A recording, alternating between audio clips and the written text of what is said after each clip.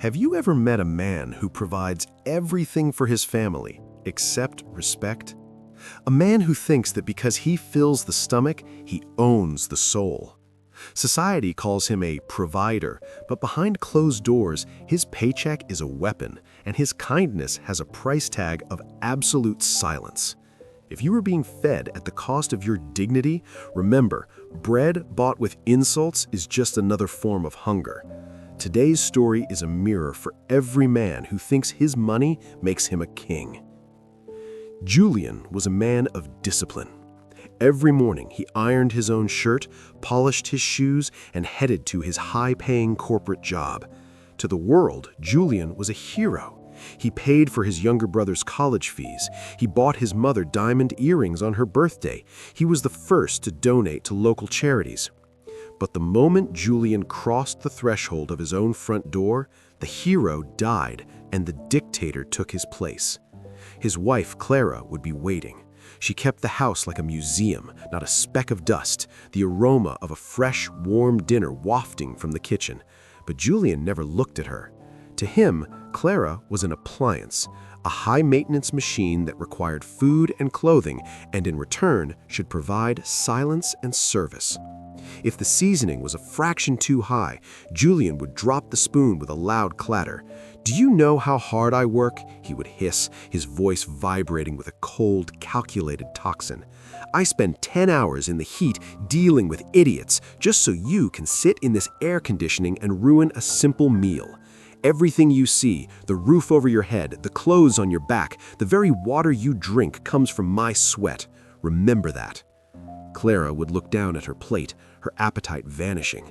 She wasn't just eating food, she was eating insults. The most painful part for Clara wasn't just the shouting, it was the shame. When Julian's sisters visited, he was the picture of a loving brother. He would laugh, pull their chairs out, and ask about their lives. He felt pride in being seen as a good man by them. But if Clara tried to join the conversation, he would cut her off with a sharp look or a dismissive comment. "Go check on the dessert, Clara. This is a family discussion." To Julian, giving his wife importance felt like a weakness. He believed that if he showed her love, he would lose his control. He treated her like a servant he happened to be married to. One evening, Clara's father fell ill. She asked if they could visit him.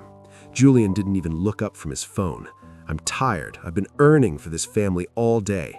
If you want to go, take a bus, but don't expect me to waste my fuel and my rest." "But Julian," Clara whispered, "it's my father." "And it's my money," he barked. "I feed you. I feed your kids. Isn't that enough? Now get out and bring me my coffee." A week later, while walking through a park to clear his head after a stressful deal, Julian saw an old man, a sage known in the city for his wisdom, sitting under a massive oak tree. The sage was sharing a simple meal of dry bread with some stray dogs and birds.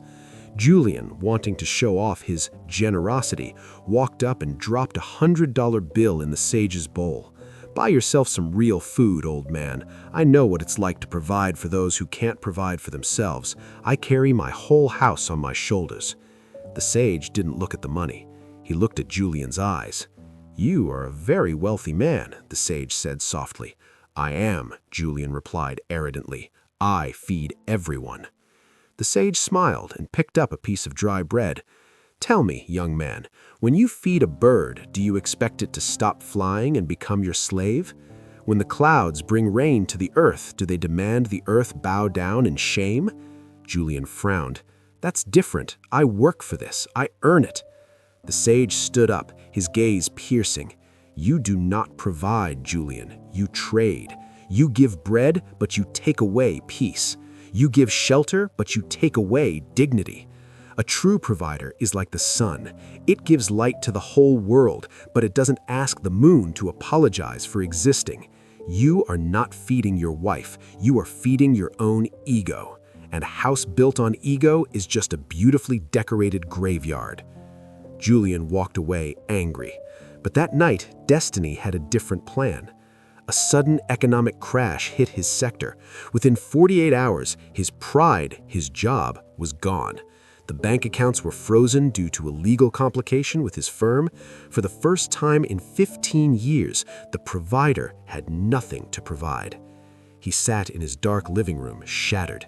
He expected Clara to scream, to taunt him, to throw his own words back at him. "Where's the roof now? Where's the sweat now?" But Clara didn't. She came into the room with a small wooden box, her jewelry from her mother, and the small savings she had kept from the meager household money he used to throw at her. "It's not much," she said, placing her hand on his trembling shoulder for the first time in years, "but it'll keep us fed until you find your way again. We are a family, Julian, not a business." Julian looked at the jewelry, the same pieces he used to remind her he bought to her. In her eyes there was no spite, only a tired, lingering kindness. He realized then that while he was busy feeding her body, she had been the one keeping the soul of the home alive. He had been a billionaire in the office, but a beggar in his own heart. The lesson is simple, yet many men learn it too late. Being a man isn't about the money you bring home, it's about the respect you leave there. If you use your paycheck as a weapon to silence your wife, you aren't a provider, you're a bully. Remember, money can buy a house, but it can never buy the home you've already destroyed with your arrogance. Don't wait to lose your wealth to find your humanity.